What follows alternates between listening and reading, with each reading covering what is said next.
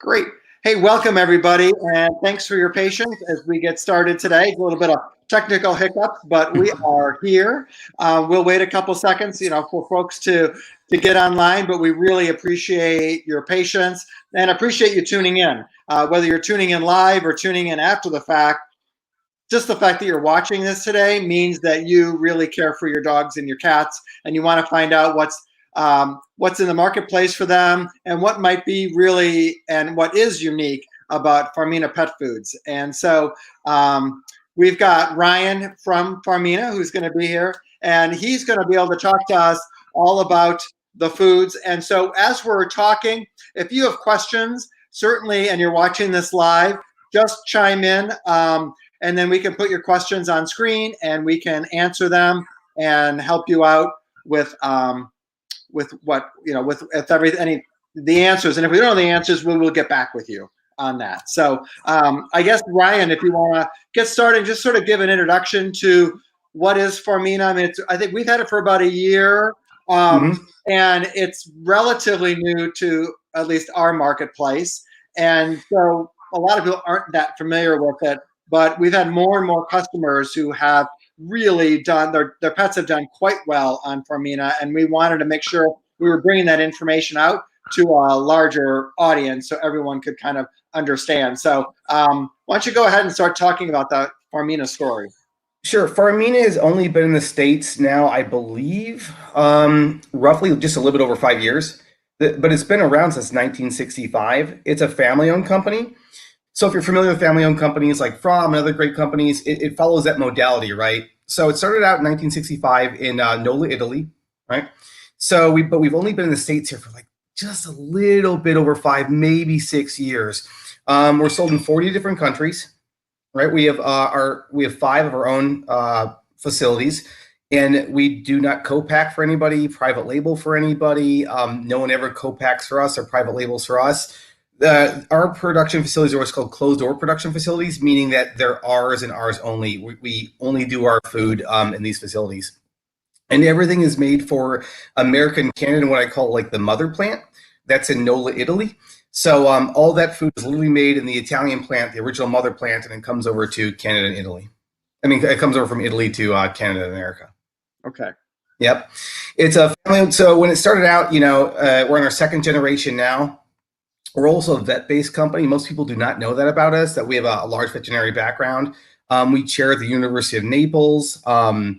They do a lot of the studies for us, University of Belgrade, and right now as well, Cornell University is doing a number of studies on our food as we speak.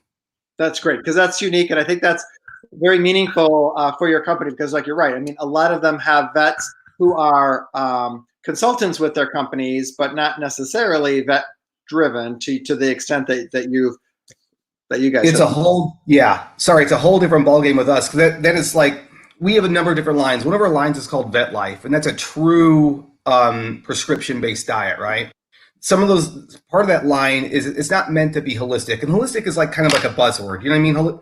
That line is where the animal is at such a certain stage, you really need to help that animal out, then get them onto a much better food so they can continue to thrive, right? So a lot of our technology comes from our own vet-based studies. So it really is NAD stands for natural and delicious, but what that really truly means when you look at our line is combining science with nature, and we have a large science background. I mean, the University of Naples is the oldest pet food nutrition college in the world, and that's where a lot of our roots come from. I did not know that. Yeah, wow. They've been doing it for a very, very long time.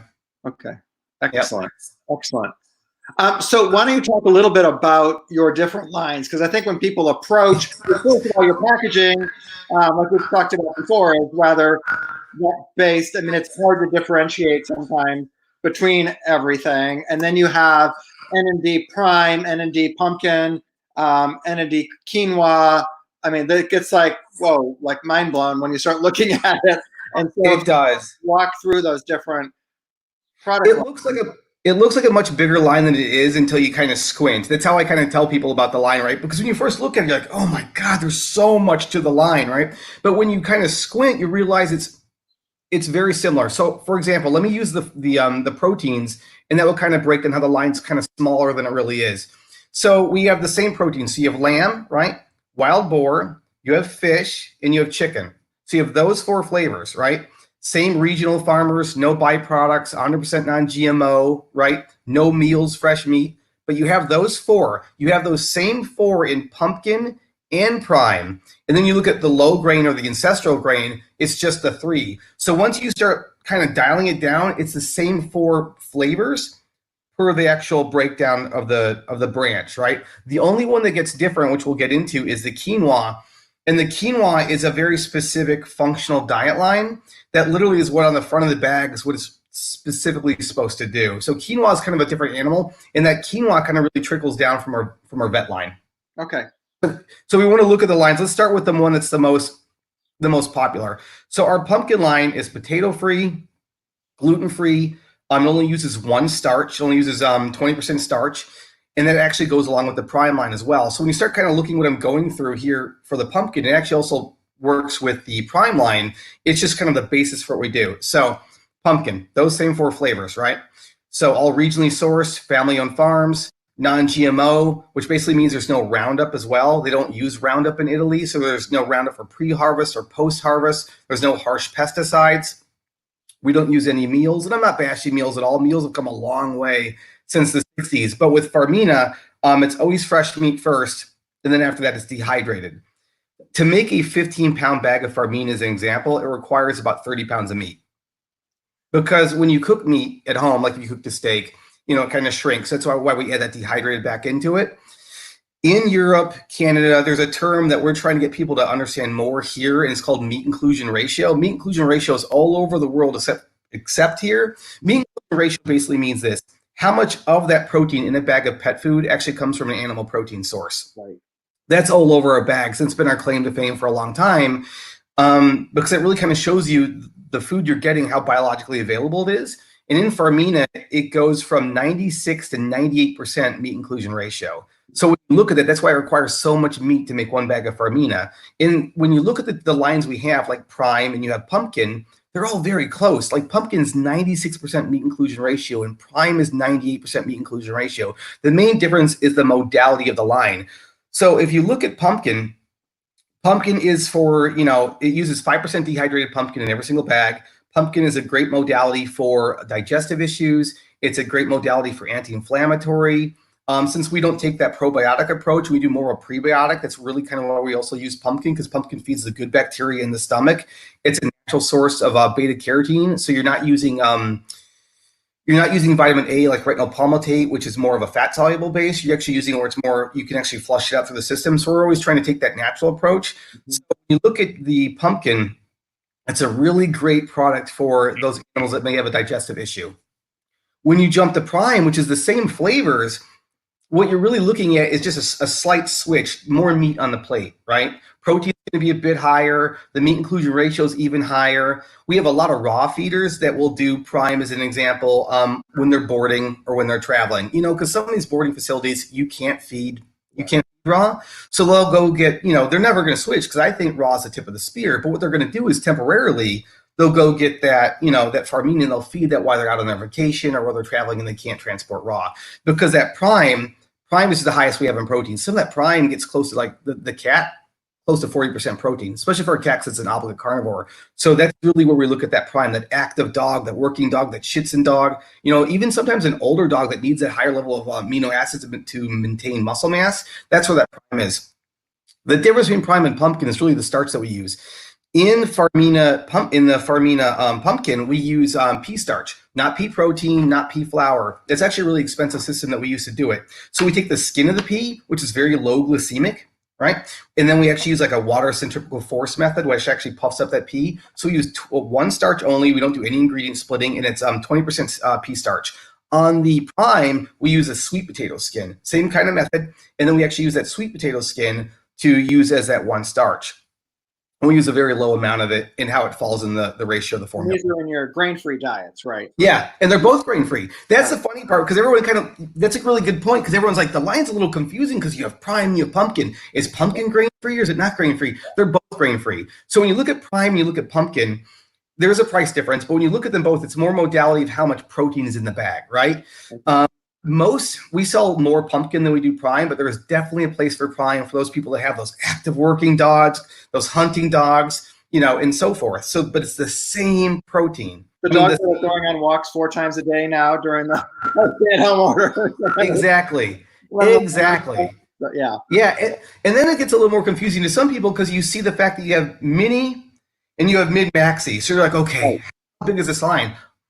We're all breed specific. We don't break up breeds at all. What that really truly means is bite size. It's almost kind of like a translation issue in a way because mini just means small bite. So the formulas are the same? The same. It's just kibble size. Just kibble size. Oh, good. Okay, that's important. And I want to get back to the protein question too. Sure. People understand why meat, why when we say meat inclusion, because we say the same thing. When we look at protein, we just flip that in our mind to say how much meat is in that diet. And so because protein can also be identified through a plant source. Yes. So you could have a food that might only be, 70% meat inclusion, if you will, and then the rest is from plants. That's how I always look at it with my background with my own pets is when you look at bioavailability is everything, right? So when you look at protein, there's egg, fish, chicken, beef. Those are the prime movers, right? Because that's actually what you absorb because the bioavailability is the highest. Then after that, you have the plant-based matter. Plant-based matter is like soy. The amino acids are not as complete, which means you're not going to get the same amount of nutritional support. The only thing in the plant kingdom that is equivalent to beef is actually quinoa. That's actually why we use quinoa, one of the reasons, in our functional diet line, because if you're going to use that, and that's still at 90% meat inclusion ratio, but if you're going to use that, make sure it's something that's bioavailable, right? Yeah. But we also use that quinoa as an anti-inflammatory process. But so when you look at food, meat, when you look at pets, it has to be carnivore based. It has to be able to be absorbed in the system because if you can't absorb it, none of this really kind of matters. So we go for that high meat inclusion ratio. And when we make our food, there's a couple different processes that we use. So in the pet food world, there's a single screw extruder and there's twin screw. A lot of people use single screw. That's non-human grade. Humans can't eat from a single screw for any extruded food. We use twin screw like a lot of other really good companies. What we do is most pet food companies cook up to 400. We cook up to 170 and 180. But what's nice about the human grade technology is it allows you to get up to that 170, 180 much, much quicker. You can flash cook it there instead of letting it do low and slow all day, which when you're looking at raw materials, you kind of don't want to do because most alpha toxins in the industry, everyone's always afraid of meat. It's actually the vegetables you have to be scared of because vegetables actually have alpha toxins. Mm-hmm. So we want to get that food up there, that human grade food. We want to get to the temperature really, really quickly. So that's what we do using human grade equipment. The nice part about using human grade equipment is the palatability is better because you're able to do it at a much more higher level. So studies show that pet foods with like twin screw equipment, like 20% better digestibility rate, which is much better for like gas and absorption and all those deals. So poop on the back end. So exactly, right? It's a bonus because the more that comes out the back end, the more it costs. That bag of food costs you. So that's right. You'd rather have the dog absorb that. And that's when we talk about, for everybody, when we talk about bioavailability with food, we're talking about how much of that food is actually digestible by the dog or cat and utilized in their body and in their system. If it's not used, it just goes out the other end, and then you're picking it up in your yard, and that's the money you left on your lawn. To me, that's the most important thing. That's the most important attribute out of pet food, period. I'd rather have a bag of pet food that's 25% protein and get a 90% absorption than a bag that's 40% and get a 35% absorption. Right. Yeah. Because they have all these legumes going all the way down the line. And using all those whole foods and not splitting the ingredients is key. And then using less synthetic vitamins and minerals and getting all those nutrients from a whole source. What about, let's talk a little bit about like some of the supplements you do add into your food, because you were one of the first, I think, to add in taurine, for instance. Yep. Or have been doing it for a long time. Maybe not one of the first, but you've been doing it for you recognize it for a long time. When we look at our food, so we cook our food with human grade equipment, and this is I have a nutrition background, so I can talk like vitamins all day. But the neat part about this is when I saw how they do this, I was really, really impressed. So we make the food using the human grade equipment, and we add our vitamins after. We add our vitamins post and not pre. So it's a really important aspect of how we do things. A lot of people in the industry, or even in the human world, they'll take like a dry vitamin pack, and they'll take this dry vitamin pack and they'll cover the kibble, then they'll cook it, right? Well, cook in Latin kind of means to kill. So what we do is we cook our food, and then we actually put it in a very specialized room. And what we do is we take non-dry, we actually have liquid-based vitamins, right? Non-synthetic. Even our taurine isn't synthesized. It comes from actual meat. So what we do is remove all the pressure in this room. So if you look at kibble underneath the microscope, like a cookie, it's very porous. So what we're doing is not a biocode, it's something completely different. So we remove all the pressure from this room. All of a sudden these nozzles turn on, and pomegranate and green tea and turmeric and coconut, all this stuff gets sprayed on the kibble, right? And then we turn that atmosphere back on, just like you're flying on a plane, your ears kind of pop. And what that does is that putting that atmosphere back in the room forces all those juices actually into the kibble. So instead of putting like a vitamin coat like just on the cover, which can get rubbed off, we actually force it actually into the kibble. That's why when you look at Farmina, sometimes it can be that little bit of a darker color. That's what those actual living nutrients are put in there. Okay. You know, that's where we feed all that into the kibble. Then we cover it and off it goes. So if you go to like a vitamin store, there's always going to be two sections, right? There's going to be the section that says multivitamin, and there's going to be the section that says whole food multivitamin. There's always a breakup. We do more whole food concentrates. We use that side of the aisle compared to the more synthesized. Excellent. And don't you do a nitrogen in the bag when you're packaging it to zero oxygen? Yeah, that's because I come from a pet food manufacturing business background. So when I saw this, I'm like, this is kind of cool because someone our size, it's really neat. So Jeff's a distributor. Jeff wants to have Farmina. We make the food and actually send it to Jeff. So Jeff can't get Ryan's food and Ryan can't get Jeff's food. So what we do is we make the food, we put it in our bags, and it's almost kind of like a military technology. If you ever been in the military when they open like a meal ready to eat and there's no oxygen in it. So what we do is we use nitrogen. Nitrogen is in the air now, but it's heavier than oxygen, right? So you hit the bags with nitrogen and it literally just shoots out the oxygen, and then we seal it. That's why the bags aren't resealable. So those bags are as fresh as the day we make them. And then what I mean by the distributor aspect is then it's actually sent to Jeff. We don't make food and have food sit on a warehouse.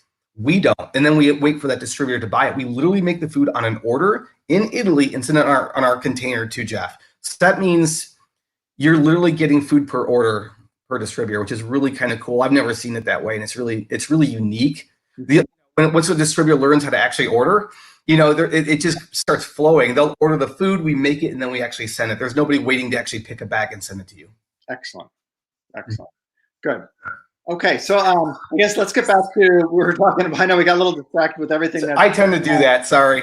That's okay. But but you do add the taurine in then too, right? Just yes. So we've never been on that list. When it comes to DCM, everyone can do their own research on that. But we've always added taurine since the very beginning. We have 1,000 milligrams of natural taurine per kilogram in Farmina. That also includes L-carnitine, which is good for the heart. And even if we didn't, just between me and like everyone here, we have so much meat inclusion ratio that it really wouldn't matter, because meat's where you get that taurine from. You need that high meat, right? So we have so much meat in our food with that meat inclusion ratio, we're good to go. That's why we've never been picked on in that. That's important, and even in your grain-free diets, which are unique in that they aren't legume-based. So yeah, you have that's a big difference. So we've got pumpkin, and then we've got prime. Right? Yes. They're your two main ones. Let's just for a second, just so people can visualize what those look like. I'm going to go here, and we will. So the pumpkin, I mean, you literally see on your label, you will see pumpkin. Yes. And then like that is a cat prime. The green leaf has the prime. Let me see if I can find the dog. And a really good designator is prime's going to have less carbohydrates than pumpkin because it's got more meat in it, right? So those are really good low carbohydrate based foods. All of our foods are low glycemic index tested too. Perfect. Yep. And that's important. So we talk a lot about the glycemic index, and really what that means for everyone is just that's the amount of sugar in the diet that can spike inflammation, and not even just in your joints, but all over your whole body, your organs, like everything. And inflammation is just, you want to avoid inflammation in anybody's diet because you feel so much better going to that low glycemic index. So that's what's really important. And so we talk a lot about starch. We talk a lot about carbohydrates, and we talk a lot about meat inclusion, because all those things are reducing the glycemic index, reducing the inflammation in your system, and we just all function better. And it doesn't matter if you're a young pup or an older senior, you all benefit from reduced inflammation in your body. That's a big outlook for Farmina. I mean, inflammation is one of the big terrors of human body and animal body because inflammation can lead to so many other issues. If you look at the back of the Farmina bag, this isn't like a little sticker we have on there. Everything in the EU has to be super approved, right? Because here in America, we have AFCO and every state has its own like department. In the union, it's all unionized, so it all has to be the same. So when you have something on the bag of a pet food in Europe, it's got to be there. So all those are true icons. All of our foods are low glycemic index tested. We want to make sure we don't have these big spikes, just a gradual release during the day, right? And that really kind of helps temper off that issue. And when we do these studies, we don't do what's called a family study because we that's kind of unfair. A family study is where I make a pet food, and by theory, math, everything else should kind of fit underneath it. Right. And that's legal. That's perfectly legal, and that follows it, and that's everyone's following the rules if they do that. Perfectly legal. We spend the money because we're vet-based as well, where every single bag we have, flavor, line, is actually tested for that low glycemic index response. Because that goes back to where we kind of come from, because we are a vet company. That's why our bags look that way. They're really kind of shiny and white. Yeah. That background. Okay. Excellent. So then when it comes to so you've got pumpkin, you've got prime, and you've got ocean then, right? Is another. Well, that was just. I'm glad you brought that up because that could be a little bit confusing. So the lines we really have, we have prime, we have pumpkin, and then we have that low grain. Ocean is just a way on that bag to call out that if someone's looking for a fish. Okay. Think of it more from a marketing perspective, just so people can be like, oh, I want that fish, because a lot of people use fish as an elimination diet. Mm-hmm. When you're looking through these foods, it might be a little confusing, right? So what we do is we just do blue. So if you really look at the lines, fish isn't its own line. It's just a very specific way we want people to look at fish, right? Because we're big into fish. We're from the Adriatic. It's there. Yeah, well, and some dog breeds do better. I mean, I'm always of the theory if a dog was bred to be a water dog, they typically do best or they can do quite well on a fish diet. They can. That could be one place to start. Would you consider ocean to then be more in the prime line? Obviously, it's not in the pumpkin line. It is, but we have, because remember, we have those 4 flavors, right? So we have a fish in prime, we have a fish in pumpkin, and we have that fish in low grain. All that basically calls out on that blue is just a fish flavor. Okay. Between prime, pumpkin, and low grain is actually one of our original formulas, and it's really neat. When we first kind of brought low grain here, everyone was like grain free. Then we know what happened, right? And then all of a sudden my low grain's like through the roof. But what I like about my low grain is it's called ancestral grain. You're going to notice that I call it low grain. I call it low grain for a reason. It's only 20% grain. So if you have these people that come into from grain free and they're like, look, this DCM thing, I really just want to try something out. It's not a harsh switch. Every single bag of our ancestral grain, which uses spelt and it uses oats, literally only has 20% grain per bag and still the 90% meat inclusion ratio. But that also has fish as well. And that blue part literally is just to call out that it's a fish formula. Okay, perfect. Yeah. So let me go back and show people kind of what that might look like. Let me find a grain free. So I feed that low grain to my own dogs, my Old English Bulldoggies. That's who I feed that to. So here's an example of the mini ocean with the ancestral grain. Yeah, I know it's a little confusing because you're going to have to look like, is it pumpkin? Yeah. Is it ancestral grain? That's on us. But the really cool part is we just want to kind of call that out because fish is great for elimination and lamb's great for digestion, right? So we're just trying to show more of the modality aspect of it. I think that kind of comes from our vet background, like just trying to direct people to different ways to go. Sure. Yeah. So if a dog has a pea allergy and you use just the pea starch, just the skin, do you see an issue? Is there typically an issue still with dogs? You see a lot of this with animals. Like you'll see someone come in, and this is not knocking anything. They'll come in like, I can't do chicken. If they see chicken fat, you're only allergic to the protein. Right. That's how it works. In science, you'll see people that will say, no. But in science, you're only allergic to the protein. You're not allergic to the fat. You're not allergic to anything else. It's the protein you're allergic to. And I always tell people to always, go slow, right? If you're going to anybody's pet food, make sure you test it out yourself and go slow. No matter what a rep tells you, make sure you're going slow and you check that modality and you see if that pet is reacting to the food well. We have many different pet foods, and there's always a good spot for every food for every pet. For example, like I've had people that have chicken allergies that can do our chicken, and we think maybe because it's non-GMO, we think maybe because it's it's straight meat, no meal. Every animal is different. Just make sure when you play with it, you just roll slow. Okay. Okay, excellent. So I guess just maybe talk briefly about that quinoa line. I know we're not quite into like all of the quinoa products, but skin and coat, and then like urinary tract for cats. Yes. Thanks. So our quinoa line actually kind of flows down from our vet research. So when you look at our quinoa line, it's never meant to be like, and this is like an insider term, like stack them high and let it fly. It's not supposed to be a product that you put up in a stack out. That's why there's not large size bags, which, it just took us till now to bring an 11-pound urinary duck cat. It's literally just goes up to 15 pounds. It's made to address a specific issue. And then after that, you can move on to feeding something else. So it's not meant to be a lifelong, unless that pet just happens to have some type of genetic disorder where you just sadly can't, or, you just don't want to risk it because the animal's doing so well. Yeah. You move on to something else. Yeah, but we really never meant it to be like, you're just stuck on this forever. You can be. It's an all life stages food. But for example, so when you look at a bag of quinoa, you have nutraceuticals is a fancy word. What nutraceuticals mean is taking an extract from like a plant mineral, then that actual extract is used to address an issue. So when you look at quinoa, we use quinoa because it's anti-inflammatory, right? It's also very high in protein. The bag itself is still 90% animal protein.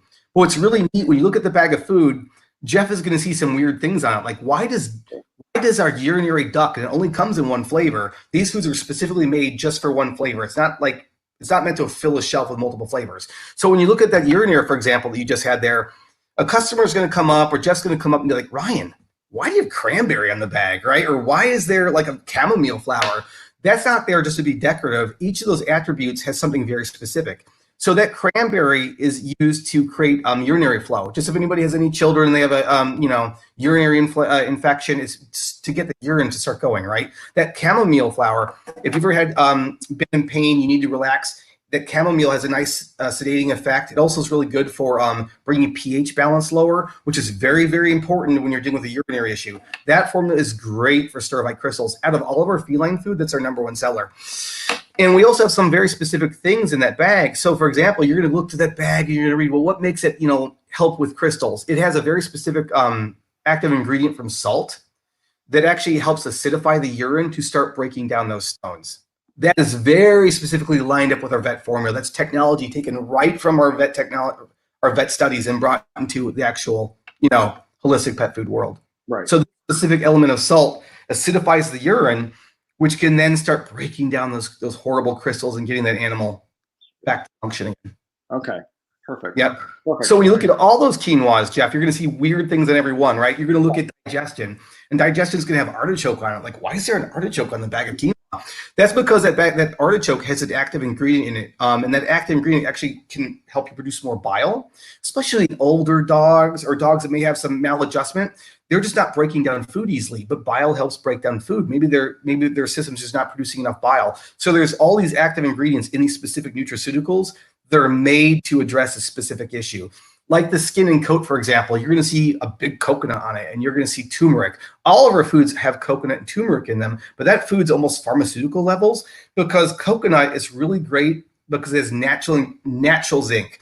There's a difference between like natural zinc and non-natural zinc. Natural zinc is absorbed easier, and natural zinc, it's more bioavailable, and it's great for hot spots. And that turmeric is specifically, again, I keep saying this, inflammation. That turmeric is specifically meant to deal with inflammation in that pet's body, so it can actually start, readjusting itself and getting that out of the system. Right. If it helps. Yeah, that's really good. That's helpful for folks to understand that we've got those different products, because we don't really have a lot of other specifically designed products. There's a lot that we have, options, but these are nice and effective products that have worked quite well for our customers. So there, and if I can dive into something really quickly, when you look at the bag, you're going to see a lot of languages. That's like, Farmina has all those languages on it because you have to be, because we're in the EU. So when you look at it, there's English in the middle. What I like about the EU is everyone always talks about, different ingredients between America and EU and different practices. What I like is what I call truth in labeling. So in the EU, you have to list per decimal what's in a bag of pet food. So skip the American side. I can't read French, but my wife can. So like if you go to the French side, you can literally compare up to the American. Like I think AFCO goes down to 7 or 8. Then after that, Jeff, it just reads what's in the bag. Go to the French Belgium section, whatever. It literally lists per decimal point what's in that bag. So if you have that dedicated advocate consumer that comes in, hey Jeff, I really need to know how much of this one product's in there, and you're like, oh man, how do I find that out? Yeah. Just language, and you can find out per decimal point. Okay. Perfect. Now, do you have different, because another way I would think you could do it is if you went to one of your other, like if you went to Farmina website in France and then Google Translate, that Google Translate does a pretty decent job of translating. That's probably easier than going through the bag with a magnifier. I would probably use Google Translate. That's a much better idea. But that might be another way to approach it. Okay, excellent. Well, does anyone have any questions who are watching? Certainly let us know, because we've got Brian here who has a lot of information, and we want to make sure that we get your questions answered and to help you out, because we're really excited to have the food. We've got samples, and we do stand behind all of our formulas. So if you do try it and it's not something that has been working, we're fine with that. But we can kind of help steer you in the right direction for the right place to start. May I say something while we're waiting for a question? Yeah. On the back of the bag, you'll also see an icon, and I think when people think vet, this is important for me to say. You'll see an icon that says cruelty-free. Mm-hmm. So Farmina does something that's, I think, really incredible. As we know, sadly, in the industry, a lot of animals are raised to be lab dogs, and that's really sad. We don't have anything like that whatsoever. There's never been an animal at all in any cages at Farmina. I've been there multiple times. It's the most incredible thing I've ever seen. We take a completely different approach. We have contracted vets all throughout Italy and France and here in America. And what that is if we're testing on something, let's say renal failure, your pet stays with you, we feed the pet, you go with the pet to the vet, even the needles are like baby needles. So all those things that we do, like if they have to draw blood, you're with the animal. So it's much, much more humane. So we have a cruelty-free icon from Europe that's very, very important to us. We actually had to turn down Cornell twice to make sure that they follow our parameters and how important it is for to be very, very humane. And the way that we test on these things is very important to us because you get a much more honest response. I don't want to go to the doctor. You don't want to go to the doctor. Whenever you're at the doctor, your blood pressure spikes, your adrenal glands spike, so you don't want to be there. So the test results are always kind of off. The way we do things is much more holistic. We don't have any cage-based animals, and you actually get much, much truer results on the feedback that you're looking for. Okay, excellent. We have a question, so let's see. Oh, please. So Jennifer Aronson, is there a canned cat food with cranberries for kidney? And yeah, you could look at it like that. Yeah, is she talking about the quinoa? I think so. Yeah, so the way we look at our food is, this is the easy part. So our cannery is our own cannery, by the way. Most people private label their own there's a lot of private label cans. The Italians don't do that, right? So I'm starting to learn that culture a little bit. We literally made our cannery from ground up. So I'd be getting pictures saying, oh, look at this door coming in, or look at this. So we literally made our cannery from ground up, which means we had to make our own technology. Mm-hmm. In America, a lot of people cook cans twice. We have a trademark called raw can. So, and I'm getting to her question, but like most people cook in a slurry, and in the slurry, then it goes into the can, and then the can's cooked again, right? We actually made our own equipment where like cranberry will go in, meat will go in, and it actually goes down the line during these different stopping points. We cover the can, we cook the can with steam just one time. So that's why we have this trademark raw can. So we're trying to get as close to nature as possible without cooking it to death. So when you look at the cranberry in our foods, it definitely is a modality that you can use for kidney. I wouldn't say it's specifically made for that, but the urinary is more for like dealing with crystals. The reason why we made that urinary can is to go along with our urinary dry for one simple reason. Here's how you mess up and it is for the kidney to actually answer her. But here's why you want to do a can and correspond it with the bag.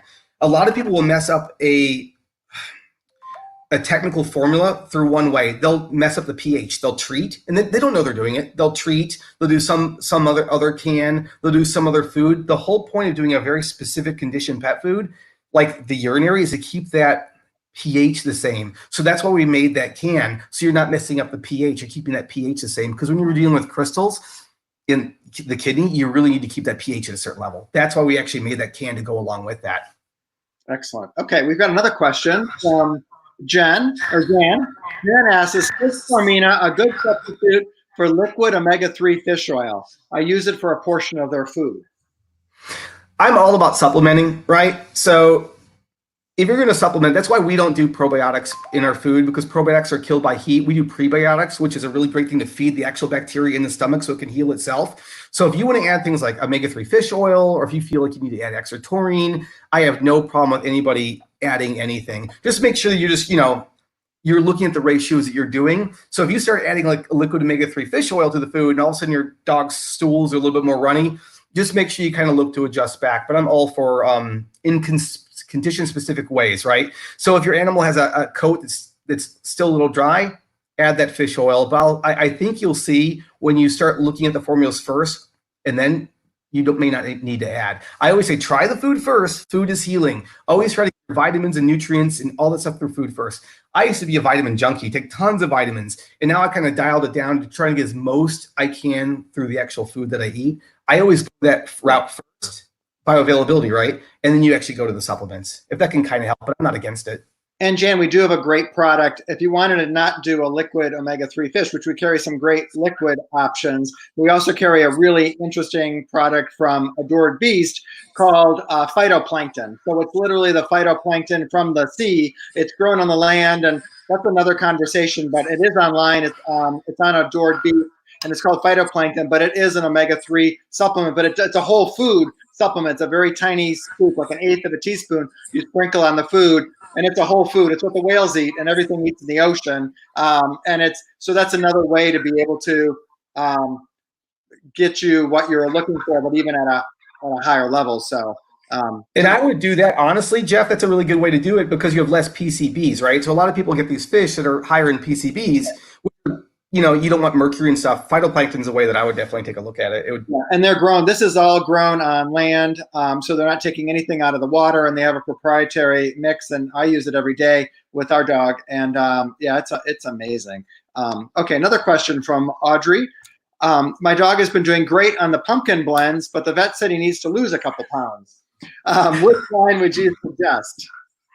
When I hear those questions, they're always kind of like tricky, right? Like, do you walk them more? Because in life, you could lose weight eating Twinkies, right? Everything has to do with calories in versus calories out, right? So you could always exercise them a little bit more, and that could also adjust the ratio. I just say that because it's always about in versus out. What you could do if you find like it's just being really stubborn, it could be an older dog, or it could be something where just something's not clicking. You could definitely do our weight management quinoa.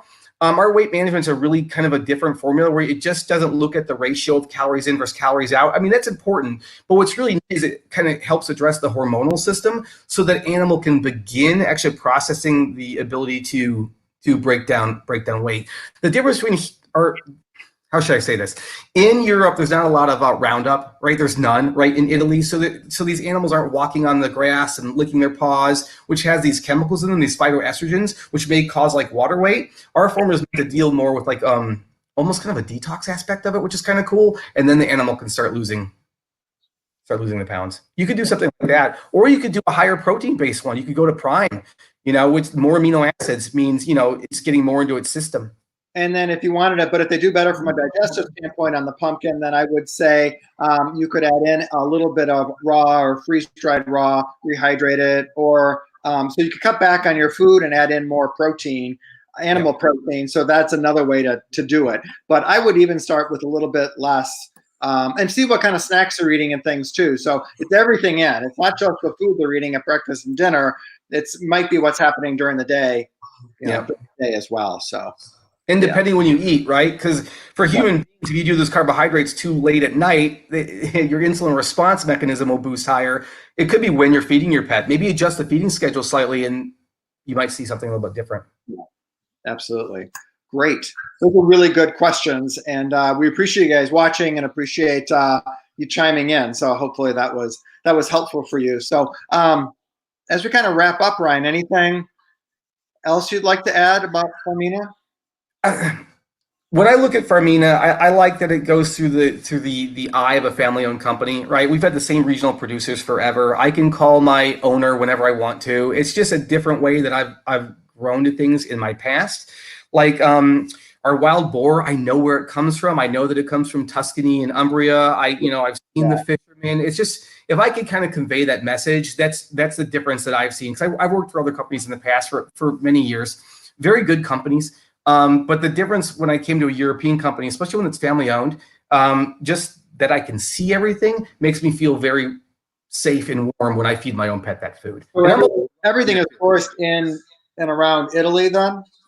Yeah. So the only thing we don't get at all from that section, right? Right. Yeah. And remember, Italy, everyone's like, was Italy, how small is Italy? Italy has 60 some, I believe it's like 60 some million people. That's a lot of people. So it's a much bigger than you. I mean, just from a wine perspective, I mean, the wines of the north are different from the wines of the south. And I mean, so it's a huge, it's huge.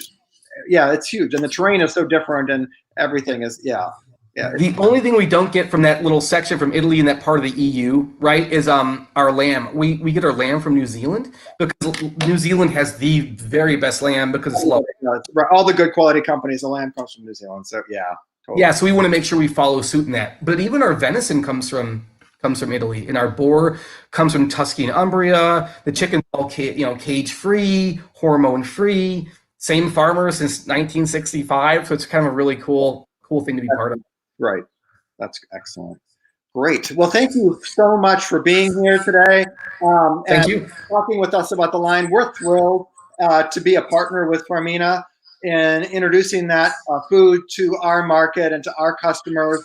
And it gives us a really great tool to be able to help our dogs. Because we're all about, with our dogs and cats, helping them thrive rather than just survive. And Farmina meets so many and really all of the standards that we've set and surpasses so many of them. So we're thrilled to have it, and we just wanted to take this opportunity to have more people learn and understand the story behind Farmina, because I think if you can hear the story behind a brand and you know kind of that, then there's just power behind knowing that story, and you'll feel better about helping your pets that way. So thank you so much for having me on. Yeah, great. Thank you guys so much. Again, this is simulcast to our YouTube channel, so you can always go to Four Muddy Paws. We've got a whole playlist with all of our In the Kitchen series where we're talking to a lot of our partners and about all sorts of things, dog and cat nutrition. And we welcome you to go there, subscribe, and this will always be on our Facebook page too under the video. So thank you, Ryan. Have a great day. And thank you. Thank you, everybody else. Take care. Be safe. Bye-bye.